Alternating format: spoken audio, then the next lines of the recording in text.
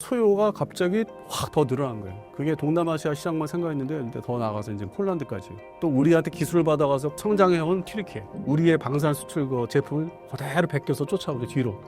아, 진짜 괘씸해요. 뭐 자주포나 전차나 전투기도 훈련기도 아주 똑같이 그대로. 전투기 엔진 개발이 상당히 어렵다고 들었습니다. 향후 엔진도 국산화가 가능할 것으로 보시나요? 일단 돈과 시간이 문제죠.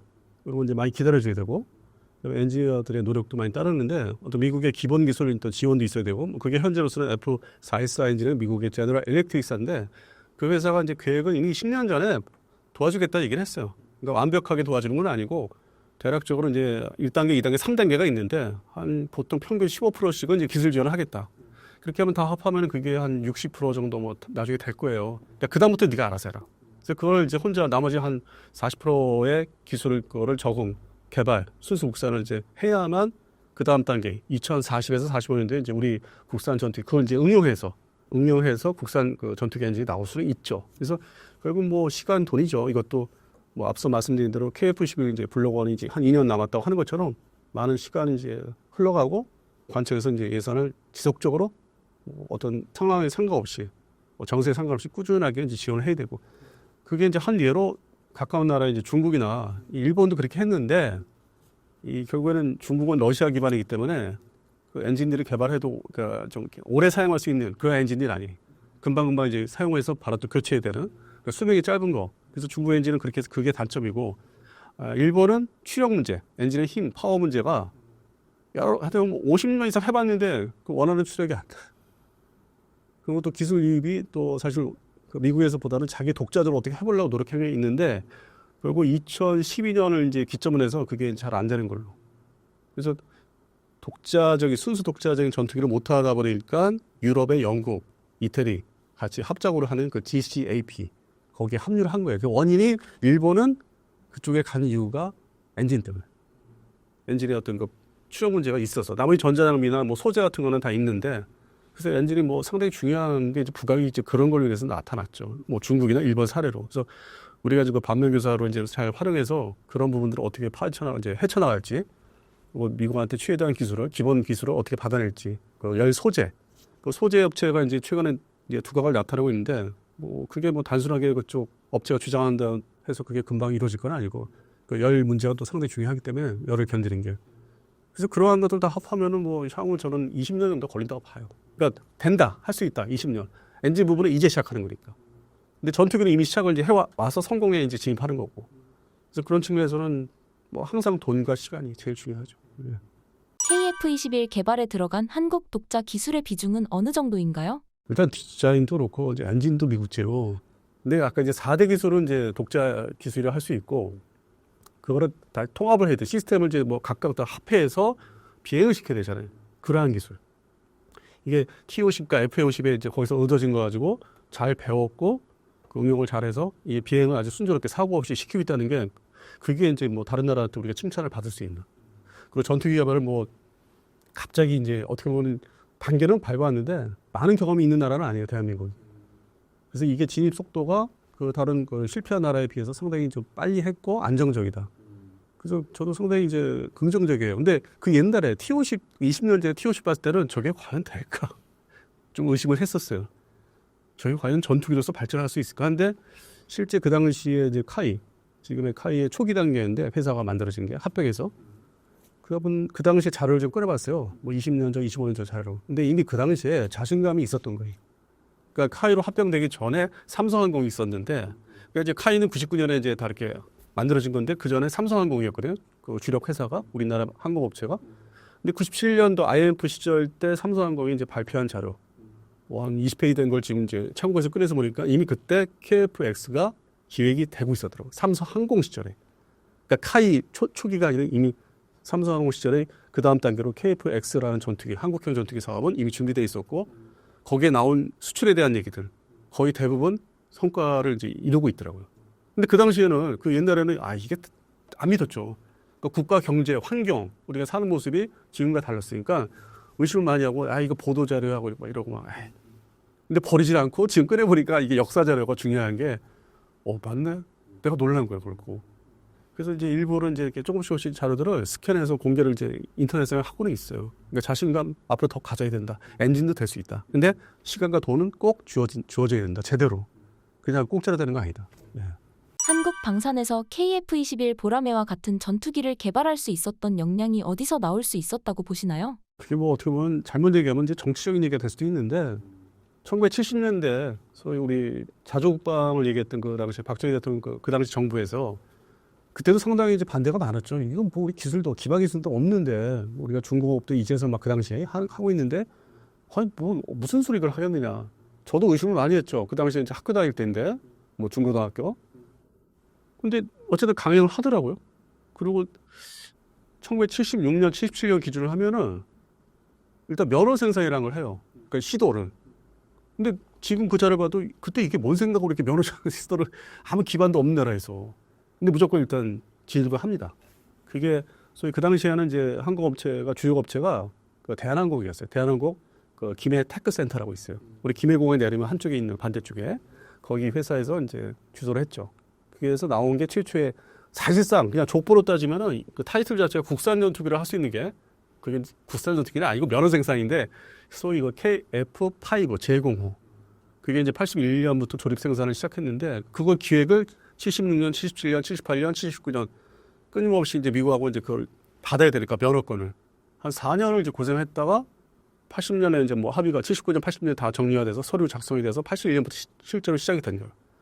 근데 전투기만 손댄 게 아니라 그 가벼운 그 헬기 500M이라는 경 헬기, 전투 헬기 그게 최초에 이제 시작이 됐기 때문에 그게 있었기 때문에 어떤 이게 항공기를 개발 아니면 생산한다는 게 어떤 건지를 이제 맛을 본 거죠. 그러다가 이제 80년대 중반 되니까 그 옛날에 이제 삼성 그룹에서 야 대한항공이 저 하는데 우리도 한번 해야 되지 않을까. 근데 그 당시 또 정부에 또 어떻게 이제 얘기를 해가지고 한 게 삼성항공.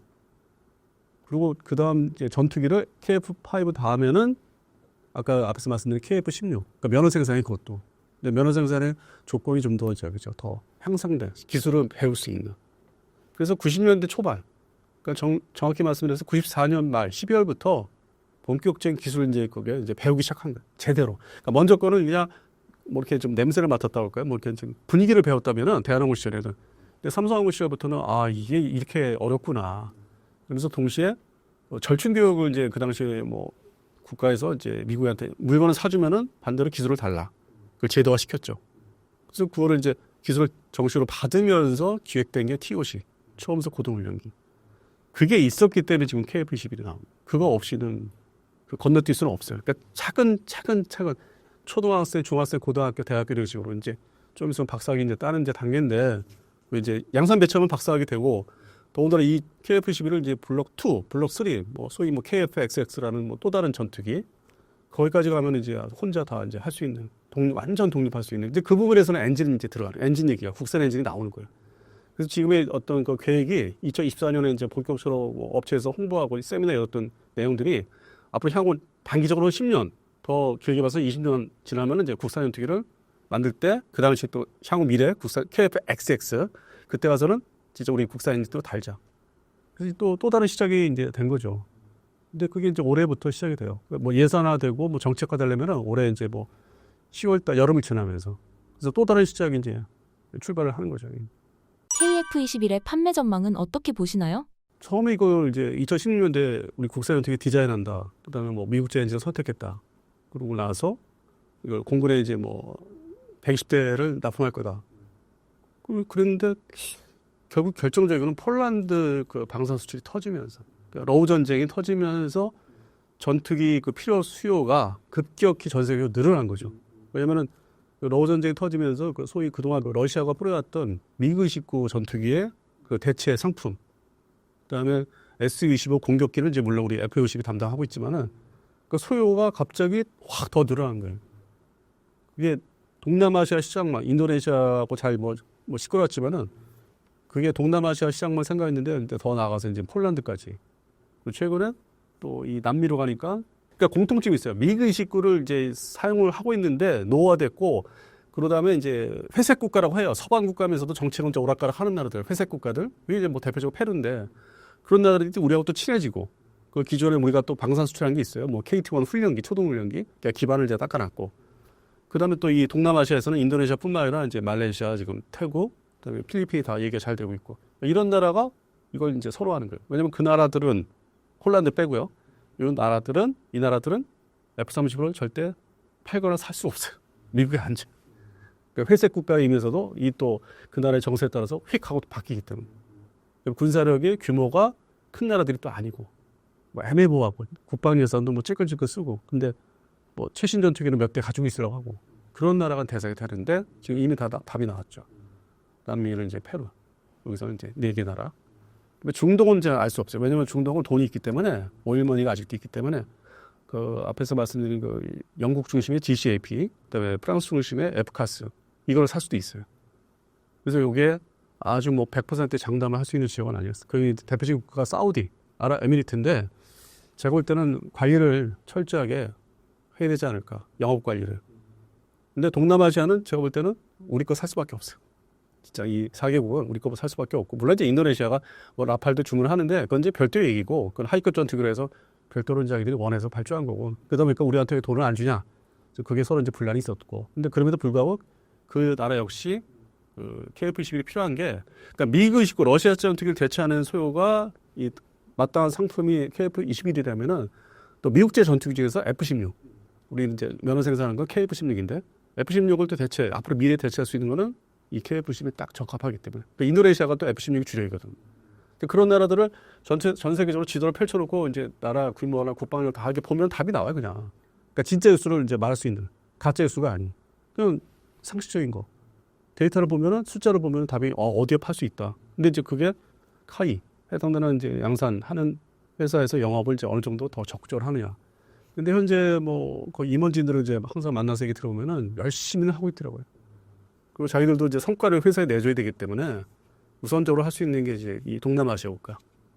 뭐 거의 뭐 잘 되는 걸로. 그래서 전망은 뭐 전 좋다고 봐요. 그리고 이걸 더 확대해야 되는데 그리고 확대해서 나가면 이제 저 영국제나 이제 프랑스제 그런 소위 5.5 세대를 지향하는 전투기들하고 이제 경쟁을 붙을 수밖에 없고 또 우리한테 기술을 받아가서 성장해온 튀르키예 우리의 방산 수출 그 제품을 그대로 베껴서 쫓아오고 뒤로 진짜 괘씸해요. 그게 뭐 일반 상품에서는 뭐 중국을 얘기하는데 이 방산 제품에서 튀르키예가 그 우리한테 좀 곤란하게 상황을 만들고 있습니다. 근데 완성도 뭐 자주포나 전차나 다 우리 걸 베껴서 이제 자기들 카피해서 만들었는데 전투기도 훈련기도 하다못해 터프로 훈련기까지 아주 똑같이 그대로.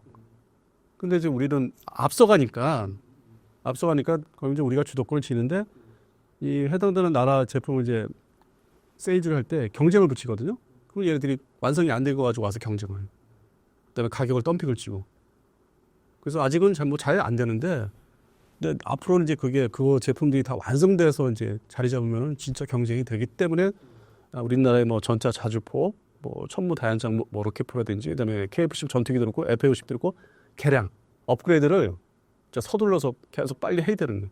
제품의 질을 더 높여야 되는. 그러니까 일반 상품과 똑같아요. 가만히 있으면 이제 도태되는 거예요. 안 팔려요. 뭐 이런 스마트폰 같은 개념으로 계속 거기다 자꾸 기능을 더 넣어줘야 돼요. 무장도 더 새로운 걸 넣어줘야 돼요. 그래서 그런 노력이 지금 속도는 빠르지 않은데 그래도 작년부터는 신경을 쓰더라고요. 그러니까 뭐 예를 들어서 뭐 국산 장공지 투란제 뭐 우리 국산 미사일을 이제 공대 지상 타격하는 미사일을 개발을 시작을 했다면은 그것도 그게 한 10년 걸려요 개발하는데. 그럼 그 사이에 뭐 이게 물건이 또 그 플랫폼 본체가 안 팔 수 있잖아요.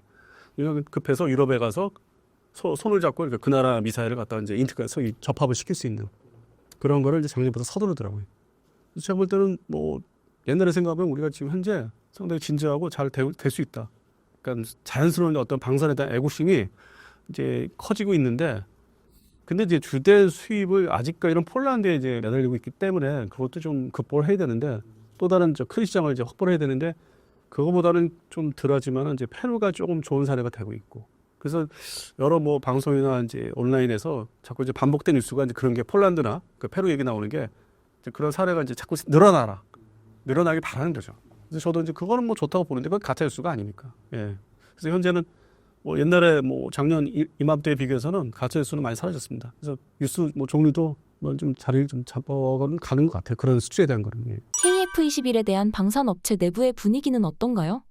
그 협력업체가 뭐 엄청나게 많기 때문에 미국도 얽혀 있고 엔진 때문에 뭐 레이더 같은 경우 뭐 하나 시스템이라든지 그러니까 모든 방산업체가 다 알게 모르게 얽혀 있기 때문에 이게 우리 공군에 납품하는 120대에서 끝나지 않고 우리 공군도 더 사주길 바라고 있고 그리고 더불어 이제 수출국이 다 계약 단계까지 가야만 그리고 돈을 또 받아야만 이게 실제 이게 좋은 거기 때문에 그 전에 이제 그 역할을 이제 해줘야 되는 게 그 이제 그런 KF-11이 아직 양산에 안 들어갔으니까 그래서 이제 거꾸로 뒤돌아보면은 현재 나와 있는 FA-50, 이 FA-50도 그러니까 소위 수출이 전투기 수출이 투트랙으로 가야 되는 게 앞으로 나올 거 현재 만들어 놓은 거 이게 동시에 이제 진행을 시키는 거예요. 그래서 그 사례가 좀 먹힌 사례가 지금 이제 폴란드가 관심이 이제 그다음 전투기 KF-15를 안고 폴란드, 그다음에 필리핀, 페루. 그래서 뭔가 이제 뭐 방산 그 수출 일수가 거기로 집중되는 게 그다음 제품도 연속으로 팔 수 있기 때문에 특히 전투기 쪽에서 그래서 이제 그거를 이제 많이 기다리고 있죠. 그래서 현재 FA-50의 역할이 상당히 중요합니다. 나와 있는 전투기. 그래서 그 개량이라든지 거기에 무장, 뭐 신규 무장 다는 것도 지금 뭐 어제 그제 계속 뭐 관련 뉴스가 조금씩 나오더라고요. 그래서 저도 관심을 갖고 지켜보고 있어요. 기존 제품도 좀 잘 팔아야 되는 것도. 예. 앞으로 미래 제품뿐만 아니라 그건 이제 기존 제품을 판매 잘 함으로 인해서 당연히 끌려오는 거기 때문에 그래서 앞서 세 나라를 말씀드렸고요.